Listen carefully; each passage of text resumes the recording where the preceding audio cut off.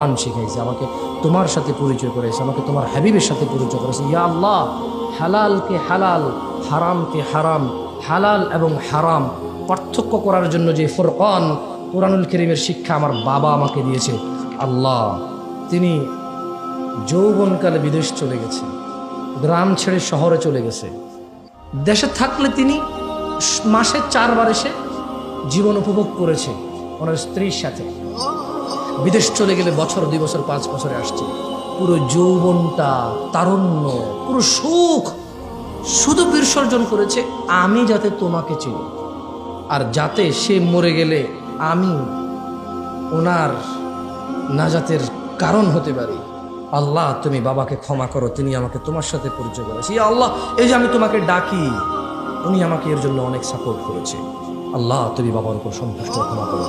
ওই বাবা হতে চান নাকি মরে গেলেন আর ছেলে মাশাআল্লাহ দুনিয়া কা মালিক বন গয়া, বাদশাহ হয়ে যাবে?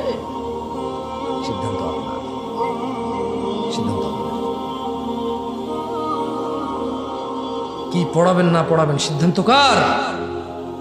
আপনাদের। এই এখানে মাহফিল কমিটিকে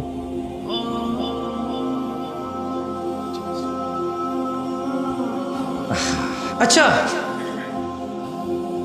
দুনিয়াতে আজকে যদি বলা হয় কাউকে বাদশাহী দেওয়া হবে, কার কার লাগবে? এত ভালো মানুষ, আরে পাগল, বাদশাহ হলে কি গুনাহ হয় নাকি? বাদশাহ হয়েছে না, ওমর রাদিয়াল্লাহু তাআলার মতো বাদশাহ ছিল। বাদশাহ কি গুনাহের কাজ নাকি?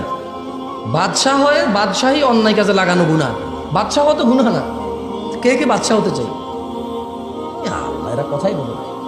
আরে ভাই, আমি নিজেই হতে চাই রাজা মহারাজ, অসুবিধা কি? ভালো কাজ করবো, আলহামদুলিল্লাহ। মসজিদ বানাবো, মাদ্রাসা বানাবো, দিন প্রচার করবো, নিজের সম্পদ দান সাদাকা করবো, মানুষকে অন্যায়ের কাজে রুখে দাঁড়াবো, মানুষকে ন্যায়ের দিকে আহ্বান করব। বাদশাহ হতে চাই কে? আলহামদুলিল্লাহ, এতক্ষণ যা করছে তাও কি ছিল। আবার বলি, বাদশাহ হবে, সুদের কারবার বন্ধ করবে, মদের লাইসেন্স দেওয়া হবে না, যে মদ খাবে সে জেলে যাবে, তার বাপেও তাকে ছাড়তে পারবে না। বাদশাহ হবে, মানুষ মসজিদে যাবে, না গেলে জবাবদিহিতা করতে হবে। আল্লাহকে স্বীকার করে কেন গেল না? যে আল্লাহকে স্বীকার করেনি তার ব্যাপার আলাদা, যে মুসলমান না তার ব্যাপার আলাদা। মুসলমানও বলবে, মুসলমানের মেয়েকেও বিয়ে করবে, মুসলমানের সমাজে থাকবে, আবার আল্লাহর সাথে বিরোধিতা করবে। দেখে নেব বাদশাহ হবে। কে কে বাদশাহ হবে? আলহামদুলিল্লাহ, এইবার বুঝতে পারছি না বাদশাহ হওয়া খারাপ কিছু না রে ভাই। সরকার হওয়া কি খারাপ, গুনাহের কাজ নাকি? ওখানে ক্ষমতায় গিয়ে উল্টাপাল্টা কাজ করা গুনাহ, ওখানে যাওয়া তো গুনাহের কিছু না, বরঞ্চ অনেক সুযোগ সুবিধা আছে ভালো কিছু করার। তাহলে যদি এখন কাউকে বলা হয় যে দুনিয়াটা দিয়ে দেবে, তার একটা কি আনন্দের